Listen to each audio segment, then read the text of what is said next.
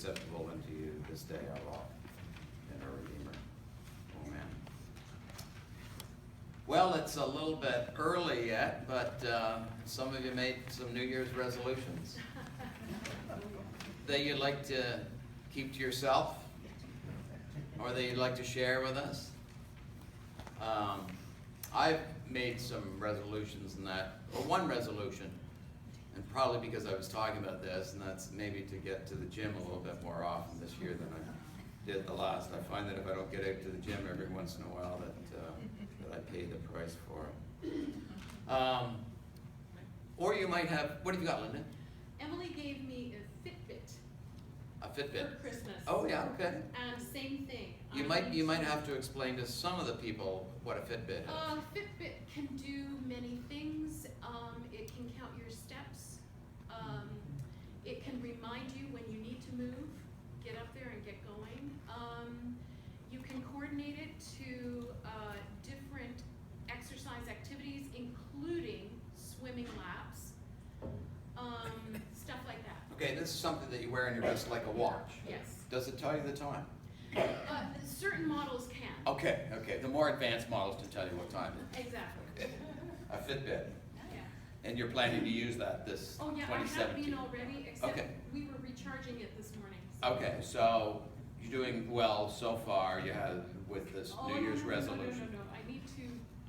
Okay. I need to increase. Maybe a New Year's resolution for the rest of us might be to be at church every Sunday, and if you want that to be a resolution, you already got the first week under your belt. That's pretty good.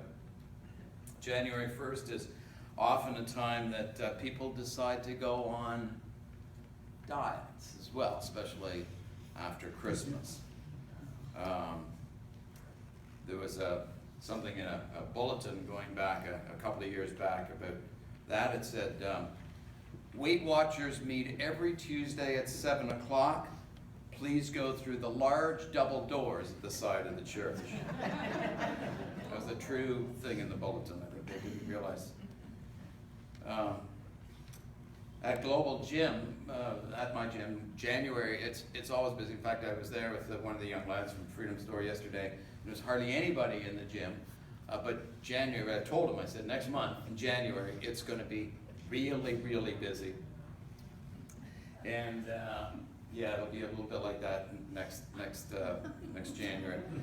I overheard some newbie last year said, I don't believe in exercise. If God meant me to touch my toes, he would have put them further up my body.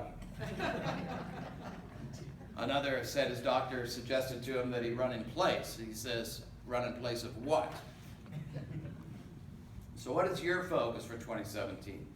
Will it be to lose some weight? Will it be to get rid of some bad habit? Often New Year's is the time where people say, I'm going to quit smoking for the year. Maybe that's a habit that you'd like to, that you indulge in, that you'd like to give up. That was probably the best thing that I ever quit when I was probably 26 years of age. I quit smoking, smoked through high school and through university, and probably the best thing I did was quit smoking.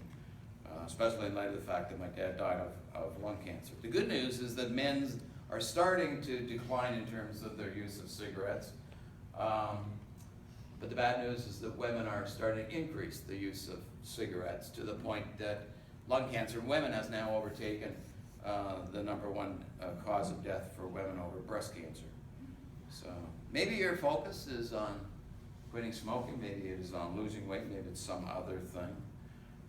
Each of us needs to examine our own lives, needs to bring those that are concerns to us to God in 2017. Today, we have on our Bible reading a focus on family and family relationships. Mary and Joseph have misplaced Jesus. So in the course of the last week, last time that we met, Jesus was in the manger. Today, he's 12 years old. That's kind of a rapid succession that sometimes happens, I think. When we look back at our own families, one time they're babes in arms, and the next time they're 12 years old, and the next time they're gone. It's embarrassing to lose track of a child. Happened to us when our middle boy, Sean, was about 9 years of age. I was to go and pick him up after baseball practice.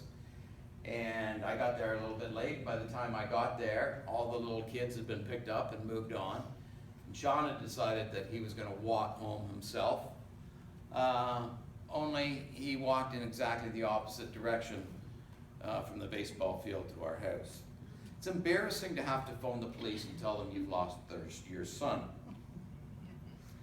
With the help of police, we located him, I think, about an hour later. So Mary and Joseph in our story were walking home. They had been in the temple in Jerusalem. They'd been celebrating Passover. And they were at the time with a large crowd of people, pilgrims, if you like, making their way back to their various places of residence after celebrating Passover together. So you can imagine this large crowd leaving. Passover's finished, this large crowd leaving. And typically in those days, and we experienced it when we were in Papua New Guinea, typically the men would travel together and the women would travel together. So you've got this large group of men and older boys walking together. And you've got this group of younger boys, as well as walking with the women and younger and older women. And at some point, these younger men leave their mother and join their father in that kind of thing. And again, we saw that. And Tom, I don't know if you experienced that when you were a missionary as well, but that's very typical, especially in developing countries. So I'm assuming that that was the case here, that Mary was walking with a group of her friends, her female friends, thinking that Jesus was with Joseph, and Joseph with the men, thinking that Jesus was with Mary and with her group. At any rate, realizing their mistake, they return to Jerusalem and they go through what must have been very frantic days. I know it was like a very frantic hour looking for my son Sean. They were 3 days before they found Jesus. And it must have been a very frantic 3 days. And there was Jesus. He was discussing theology with the rabbis there, where, again, in the words of Luke, everyone was amazed at his understanding and of his answers. I think Mary was less impressed. Basically, she was saying, what have you been doing? Can you imagine after being separated for all that length of time, and he's there discussing theology? Anyway, she says, what were you doing? What were you thinking?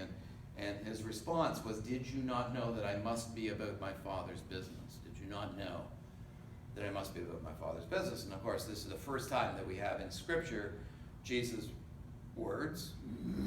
It's also the first time that we have an understanding of how unusual a boy is, 12 years old, having an understanding of his father being other than Joseph.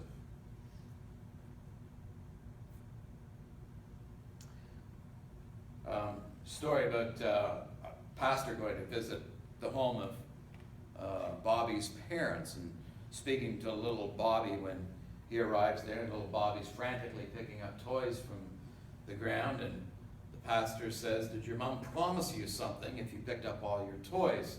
And little Bobby answers, says, no, sir, she didn't, but she promised me something if I didn't pick up my toys. We're all of us who have had children are a little bit familiar with at least some form of discipline, and I'm assuming that there was some form of discipline that happened even with Jesus. So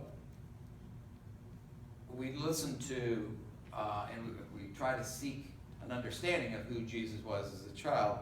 And we read in chapter 2 of the book of Luke in verse 40, and the child grew and became strong and filled with wisdom and in favor with God. And that's all that we hear about the younger years of Jesus. For his teen years, a little bit further on afterwards, after this story, verse 51, and Jesus increased in wisdom and stature and in favor with both God and with men.